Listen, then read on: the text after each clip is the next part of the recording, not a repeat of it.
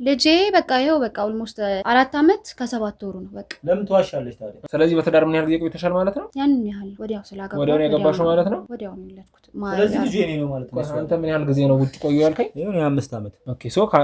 አንተ እንደሄድክ እሷ ተዳር ለማለት እኮ አሁን ይቀራረባል እሱ ከሚለው ነገር ጋር ይቀራረባል እሷ 5 አመት አይደለ እኔ 4 አመት ልጄ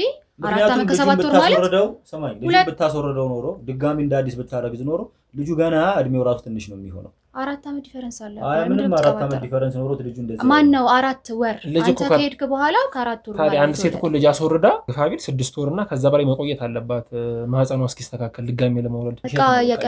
የቀን እንትን ማለት ይችላል በቃ ረስቸው ሊሆን ይችላል ወይ የልጅሽን እድሜ እንዴት ትረሻለሽ እሱ ነገረን በስርዓት 5 አመት እንደቆየ 5 አመት ከሀገር ውጭ እንደነበረ ሶ አንቺ የልጅሽን እድሜ አትረሽም 4 አመት ከ7 ወሩ ካልሽ ረሳሁት አሁን በቃ አሁን ትልቁ ችግር ማለት ነው ያንተ አይደለም ልጁ በቃ አልሰጥህም አታሳድገውም ለማለት ለመመቻት ነው እንደዚህ አይነት ነገሮች ይዋሽሽ ሲጀመር ማለት እንደው ተሳስቶ እንኳን እንደው በተአምር አይሆንም ግን ቢሆን ራሱ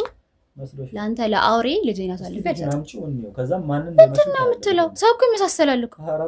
እንዴ አንተ ብቻ ነህ ይሄ መልክ ይዘህ በዚህ ምድር ላይ እንደምትዋሹ በህግም እኮ ልጅ ነው መጠየቅ መብት አለው አንተ ውሸታ ምን ያልከኝ ነው እኮ እየጠየኩሽ እየመለሽልኝ እኮ አይደለም እየመለስኩልህ ነው ሲጀመር እኔ እኮ እንዴት ይመሳሰል ይችላል ይሄን ያህል ቁጥሩ ነገርኩሽ እኮ ተከራኛ ነገር ነው የትኛውም ሳይንስ ማውረዳችሁ አንቺ ልጅ አንድ ልጅ አስወርደሽ ድጋሚ 6 ወር እና 8 ወር ሳይልፍሽ ድጋሚ ማርገዛት ይችላል እኮ ወዲያው ብታገቢስ ወዲያው ሆነልኝ እኔ ላይ ተሳካ በቃ ምንድነው ተሳካ እንዴት ነው እንደዚህ ተሳካ የሚችለው